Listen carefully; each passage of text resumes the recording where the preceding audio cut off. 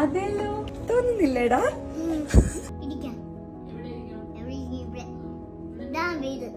ഇതാ വീട്, ഇതാണ് പുതിയ വീട്. പോയിട്ട് നമ്മളിപ്പോ തിരിച്ചു വരാം. കരയരുത്, എനിക്കൊരു ഉമ്മ ഒരു ഉമ്മ തരും. പോയിട്ട് ഇപ്പൊ നമ്മള് വരും. എനിക്കും കൂടി ഒരു ചേച്ചി പാടോ? എടാ വരൂടാ മുത്തേ, വരൂ.